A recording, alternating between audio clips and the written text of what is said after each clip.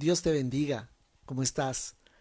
Bien, una vez más aquí conectándonos en este tiempo de oración, de clamor, de intercesión por las naciones, por nuestra nación, por nuestra ciudad, por cada persona que necesita de este clamor nuestro delante del Señor.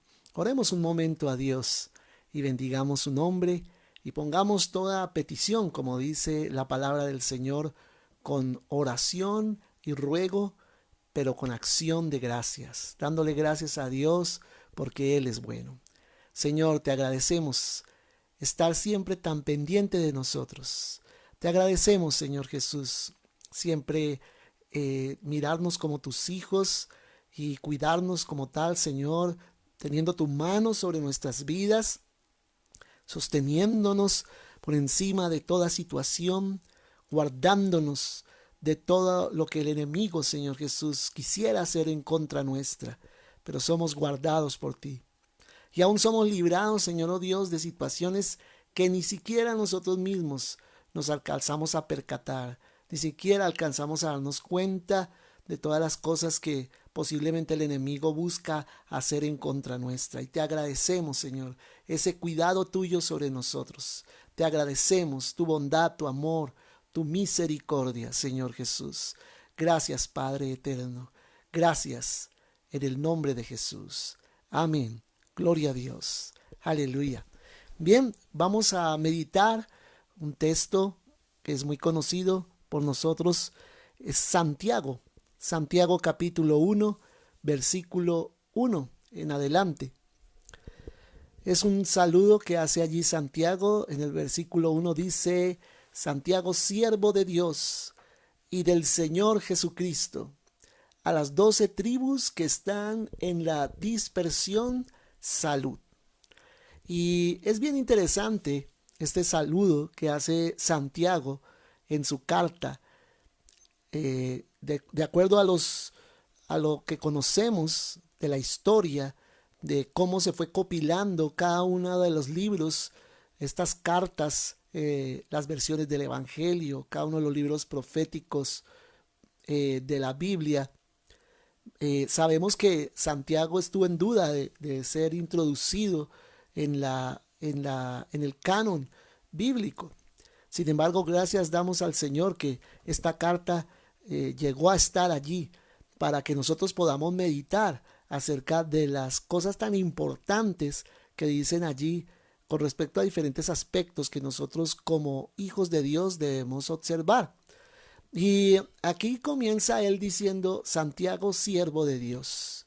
Y recordemos que Santiago es hermano biológico de Jesucristo.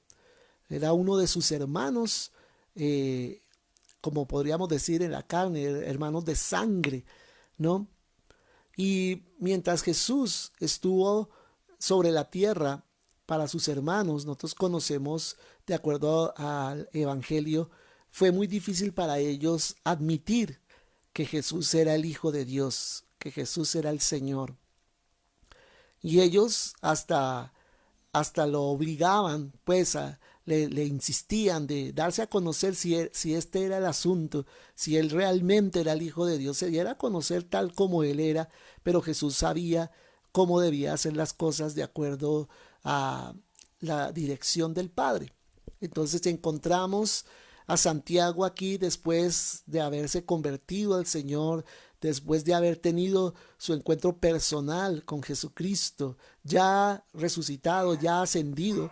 Santiago está allí diciendo: soy siervo de Dios y siervo del Señor Jesucristo. ¡Qué bendición! Es increíble cómo cambia nuestra perspectiva cuando nosotros realmente aceptamos a Jesús. Muchas cosas que pensábamos de un modo, las pensamos luego de otro. Y eso es lo que llama la Biblia redarguir, ¿no? Redarguir significa que todos los argumentos que tú puedas tener para no creer en Dios, en el caso específico de la fe, todos esos argumentos Dios los echa abajo. Dios confronta esos argumentos que tú puedas tener para no creer en alguna situación, en alguna cosa que el Señor enseña. Y levantas argumentos y dices, no, no creo en esto, por esto, por esto, por aquello. Y Dios viene y confronta uno a uno tus argumentos. Eso lo hace el Espíritu Santo en tu corazón. Empieza a confrontar tu corazón y todos esos argumentos empieza Dios a echarlos abajo, a echar abajo todos esos argumentos. Y cuando eso que tú levantas, la acción pues de levantar argumentos se llama arguir. Y redarguir es hacer retroceder esos argumentos y echarlos abajo y cambiarte el juicio que tienes en cuanto a algo o en cuanto a alguien. Y en este caso, en el caso de Santiago, Santiago tenía una manera de ver a Jesucristo. Santiago tenía un concepto de Jesús debido a su familiaridad, debido a su cercanía, un concepto que hacía que él rechazara a Jesús como el Hijo de Dios. ¿No es cierto? Pero aquí viene la conversión, viene el momento de ser convencido por el Espíritu Santo y sus argumentos quedan completamente por el piso. Y entonces, como dice la palabra del Señor, que el Espíritu vendría y nos convencería de pecado, de justicia y de juicio, y de pecado por cuanto no creen en mí, dice allí Juan 16. Entonces, Él es convencido, quiere decir, la palabra convencido significa convicto, queda preso de la palabra. Y eso es lo que nosotros necesitamos orar por cada persona que aún no conoce al Señor. Señor, convéncelo, es decir, que quede convicto, que quede preso de tu palabra y la persona no tenga otra opción, sino aceptarte a ti como el Señor y el Salvador de su vida. Pero dice más, lógicamente, esta carta hermosa de Santiago. Estamos ahí en el capítulo 1, versículo 1. Santiago, siervo de Dios y del Señor Jesucristo, a las 12 tribus que están en la dispersión, salud. Entonces les escribe sobre todo al pueblo de Israel y sobre todo a aquellos, como dice allí, que han sido dispersados a causa de la persecución. Dice el versículo 2, hermanos míos, tened por sumo gozo cuando os halléis en diversas pruebas. ¿A quién, vuelvo a repetir, a quién les está escribiendo? A los que están siendo perseguidos, a los cristianos perseguidos, a los que están en la dispersión, están viviendo situaciones de conflicto, están viviendo situaciones realmente de mucha prueba para sus vidas, de mucha aflicción. Pero ¿qué dice Santiago? Dice, tened por sumo gozo cuando os halléis, ¿qué? En diversas pruebas. Tened por sumo gozo cuando os halléis en diversas pruebas. En otra versión dice, queridos hermanos del pueblo de Dios que está disperso por el mundo, un cordial saludo. Dice, hermanos, alégrense cuando tengan que enfrentar diversas dificultades. Y otra versión dice, hermanos en Cristo, ustedes deben sentirse muy felices cuando pasen por toda clase de dificultades. Y la verdad, el pasar por dificultades no nos llena de felicidad. Quisiéramos más bien evitarlas, ¿no? Y estamos pasando por un tiempo de mucha dificultad, de mucha presión, de mucha ansiedad, de mucha incertidumbre. Pero ¿cuál es el consejo que el Señor nos da a través del apóstol Santiago? Es tener sumo gozo, tener por sumo gozo. Estén felices, estén contentos, a pesar de estar pasando por dificultades. Y dice el versículo 3, sabiendo que la prueba de vuestra fe produce paciencia. La prueba de vuestra fe produce paciencia. Y es lo que quiero impartir a tu corazón, que tú puedas crecer en este tiempo en la paciencia. ¿Qué es la paciencia? Decíamos, la paciencia es la capacidad de resistir la prueba, de resistir las dificultades, ¿cierto? No es fácil para el ser humano resistir las dificultades, pero el Señor nos permite crecer en esta particularidad del fruto del Espíritu Santo, crecer en la paciencia, en la capacidad para soportar la presión de las circunstancias. Dice el versículo 4, mas tenga la paciencia su obra completa, para que seáis perfectos y cabales, sin que os falte cosa alguna. Si alguno de vosotros tiene falta de sabiduría, pídala a Dios, el cual da a todos abundantemente y sin reproche, y le será dada. Entonces, está diciendo en pocas palabras, la paciencia tiene que ser completada. La paciencia tiene que ser completada. La paciencia debe tener su término final, ¿cierto? Y debemos nosotros avanzar, creciendo, fortaleciéndonos, aprendiendo a ser resistentes ante las circunstancias, no doblegarnos ante ellas, ¿no? Entonces, la paciencia habla también de una fortaleza perseverante, ¿no? O una capacidad para continuar, sea cual sea la situación, estar allí, siempre dispuestos a avanzar. Dice Lucas 8:15 con respecto a este pasaje, mas la que cayó en buena tierra, recuerda en cuanto a la parábola del sembrador, estos son los que con corazón bueno y recto retienen la palabra oído y dan fruto con perseverancia. Entonces, ¿qué quiere decir eso? Que la paciencia nos permite a nosotros crecer y dar fruto por la perseverancia, dice aquí la palabra del Señor. Dan fruto con perseverancia, porque avanzan, porque no se quedan allí en las dificultades, sino que avanzan por encima de toda circunstancia. ¡Qué bendición! Dice además este versículo muy importante, y si alguno de vosotros tiene falta de sabiduría, pídala a Dios, el cual da a todos abundantemente y sin reproche, y le será dada. Y yo creo que este es un tiempo para tomar esta palabra con seriedad. Dos cosas en cuanto a este versículo y el anterior. Dice el anterior, mas tenga la paciencia su obra completa para que seáis perfectos y cabales. ¿Qué es perfectos y cabales? Ser maduros, tener un juicio correcto de cada decisión que debes tomar. Muchas veces las personas se aprovechan cuando alguien está bajo presión, cuando alguien está alterado emocionalmente. ¿No es cierto? Vemos casos, por ejemplo, de personas, por ejemplo, una viuda que acaba de perder a su esposo, ¿cierto?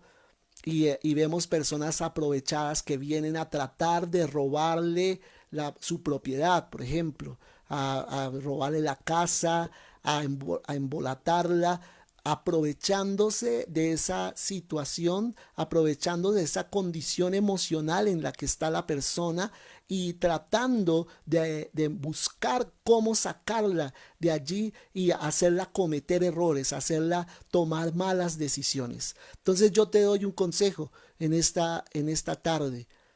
Mira, nunca tomes decisiones cuando estés alterado. Nunca tomes decisiones cuando estés alterado emocionalmente. Nunca, nunca. Primero, cálmate. Primero, como dice el dicho popular, con cabeza fría. Ten cabeza fría para cada decisión. No te apresures. A veces las circunstancias de un divorcio, las circunstancias de la pérdida de un ser querido, las circunstancias emocionales, ese momento de shock que producen las circunstancias emocionales hacen que nosotros tomemos decisiones apresuradas y equivocadas. Y después nos lamentamos, ¿qué fue lo que hice? Yo debí haber preguntado, yo debí haber pensado mejor, ¿cierto? Entonces aquí está diciendo, por eso, si alguno dice, mas tenga la paciencia su obra completa para que seáis perfectos, o sea, maduros y cabales. Cabales significa eso, que tenga los 5 sentidos en lo que está haciendo, ¿cierto? Y eso es lo que logra la paciencia en nosotros, ¿cierto? Sin que os falte cosa alguna. Y si alguno de vosotros tiene falta de sabiduría, pídala a Dios, ¿cierto? ¿Y qué es la sabiduría? La sabiduría es aprender a aplicar lo que sé a mi vida. Aprender a aplicar lo que sé de la palabra del Señor, aprender a aplicar lo que sé que el Señor me ha enseñado, aprender a aplicarlo a mi vida práctica, mi vida personal. Y si tú no ves que tienes sabiduría para tomar alguna decisión, ¿qué dice la palabra? Pídele al Señor sabiduría. Pídele al Señor, no te apresures, escucha la voz del Señor. ¿En dónde están nuestras mayores equivocaciones? En pensar que lo tenemos todo cubierto, en pensar que nosotros ya sabemos qué es lo que tenemos que hacer y a nadie más, ni a Dios le tenemos que consultar las cosas, porque nosotros ya sabemos qué es lo que tenemos que hacer. Y no es así. A pesar de que tú creas ya saber, consúltale a Dios, pregúntale a Dios. ¿Qué es lo que tengo que hacer en esta situación, Señor? ¿Qué es lo que tengo que hacer con respecto a esta circunstancia? Y no te apresures a tomar decisiones de pronto apresuradas que te van a hacer cometer errores. Dice, si alguno tiene falta de sabiduría, pídala a Dios, el cual, dice, da a todos abundantemente y sin reproche, y le será dada. Y el Señor te da sabiduría. El Señor nos da sabiduría. Y dice el versículo 6, otro asunto también bien importante. Pero pida con fe, dice, pida con fe, no dudando nada, ¿cierto? Porque el que duda es semejante a la onda del mar, que es arrastrada por el viento y echada de una parte a otra. Entonces, la duda es la inconstancia. La duda es esa mentalidad mía de estar siempre pensando que de repente ahorita las cosas pueden ser así, pero mañana cambié completamente de opinión y empiezo yo en ese vaivén, ¿Por qué me dejo llevar por ese vaivén? Por las emociones o por las circunstancias que están presentándose a mi alrededor. Pero dice la palabra que yo debo poner firme ancla en la palabra del Señor, en lo que el Señor dice, y no empezar a jugar o entrar en el juego del enemigo, de llevarme de una emoción a otra, de un parecer a otro, como que hoy sí y mañana no, sino que yo sea constante, sino que yo sea una persona que esté parado en un solo lugar. Por eso si te falta sabiduría, pídesela al Señor, dice, pero pide con fe, sin dudar en tu corazón, sin creer que Dios de pronto será que lo hará o será que no lo hará, será que sí soy importante para Él u otras personas son más importantes que yo y Él no tiene tiempo ahorita para mí. No, no dudes de las promesas del Señor. Cree solamente, le decía el Señor a Marta, cree solamente, no dudes en tu corazón, no dudes, no pierdas la fe en este tiempo. Este es un tiempo frágil, este es un tiempo de transición, este es un tiempo en el que es muy delicado.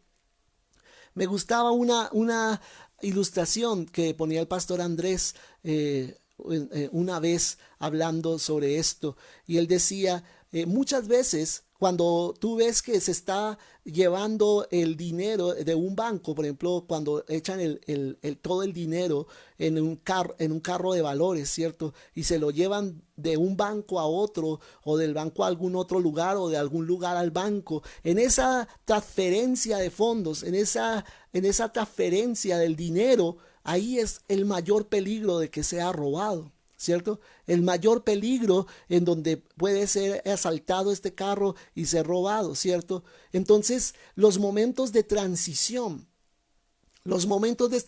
son los más delicados y es donde el enemigo más aprovecha para robarnos, para quitarnos cosas de valor. Entonces, no permitas que seas despistado de lo que el Señor quiere que tú estés atento en este tiempo, sino que estés con los 5 sentidos en donde debes estar, como dice aquí la palabra del Señor. sea perfecto y sea cabal, esté con su mente, con la concentración que debe estar, ¿cierto? Y no sea dudando en su corazón acerca de las promesas del Señor, no sea arrastrado de un lado para el otro, que ahorita pinta la cosa de un modo, entonces va para allá y mañana de otro modo, entonces va para el otro lado, no, sino que lo que a ti te centre y te enfoque en la vida sea las promesas de la palabra del Señor y ahí estés arraigado y nada te mueva. Por eso dice la palabra que el que pida, pida con fe. Pida esa sabiduría, pero pídala con fe, creyendo de que el Señor va a responder. Dice la palabra que el que es inconstante, no piense pues quien tal haga que recibirá cosa alguna del Señor. Si tú dudas de Dios, si tú dudas de sus promesas, si tú dudas de que el Señor realmente tiene algo especial para tu vida, si tú dudas en tu corazón, no vas a recibir nada, no vas a obtener nada. Lo dice claramente la palabra del Señor. Pero dice el versículo 8 y 9, el hombre de doble ánimo es inconstante en todos sus caminos. El hombre de doble ánimo significa dos mentes, que a veces piensa una cosa y a veces piensa otra.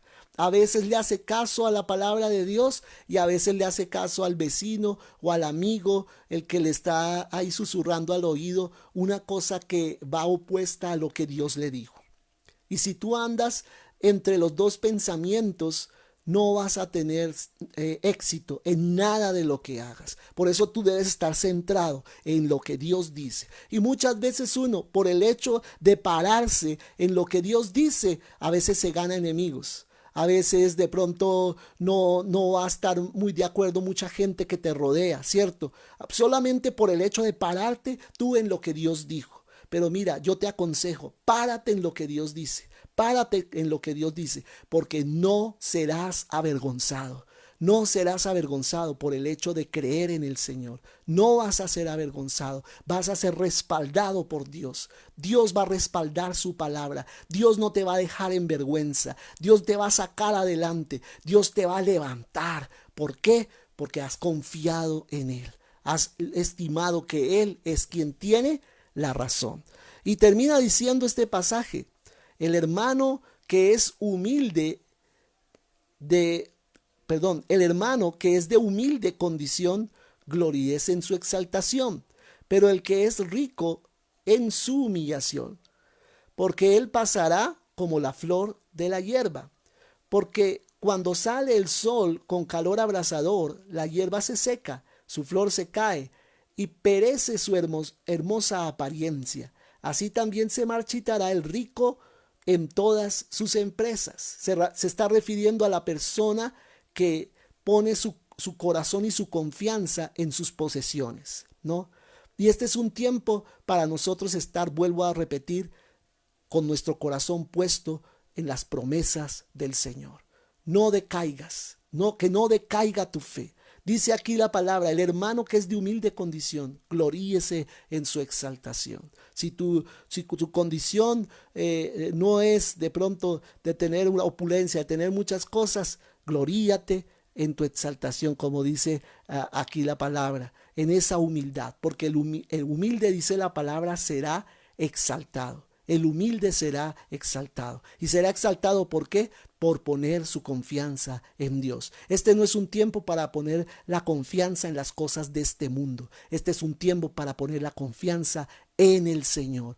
Él es tu Salvador, Él es tu protector, Él es el que te rescatará, Él es el que te llevará más alto, Él es el que te sostendrá en medio de este tiempo de dificultad. Aquí está el Señor. Y vuelvo al primer versículo que leímos: tened por sumo gozo cuando os halléis en diversas pruebas. O sea, gózate en medio de este tiempo, en lugar de cogerte los pelos, como se dice, en lugar de empezar tú a maldecir, en lugar de echarle la culpa a uno, a otro. No, gloríate, gózate de tu Dios, gózate en el Señor, porque Él tiene la salida. El Señor tiene la salida.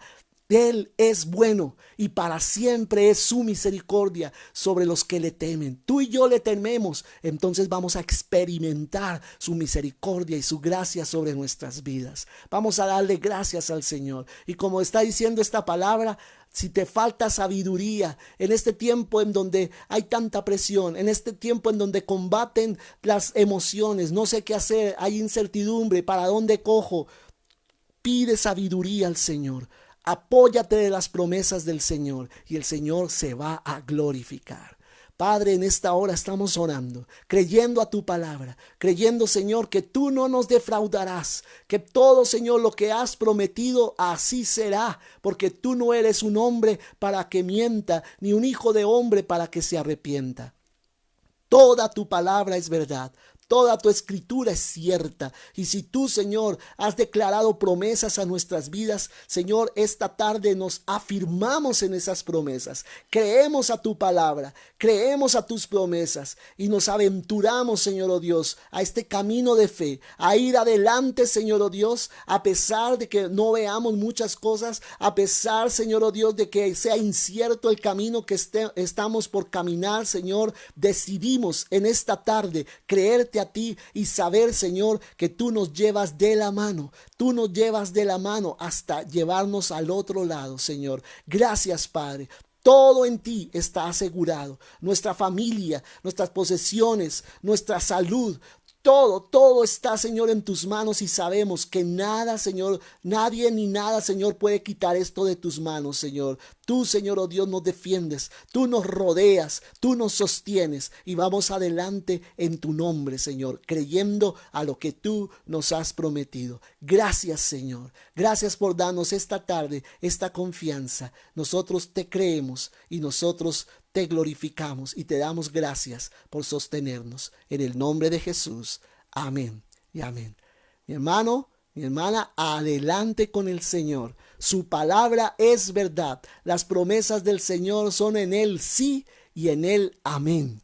Gloria a Dios. Así que cree en la palabra, afírmate en la palabra y ve adelante porque el Señor está contigo. No temas. Deja que tu corazón sea lleno de fe, afirmado en la fe de Jesucristo. Te bendigo y esta noche con la gracia y la ayuda del Señor nos volvemos a conectar a las 7 de la noche para que sigamos compartiendo esta preciosa palabra que día a día nos edifica más y más. Dios te bendiga.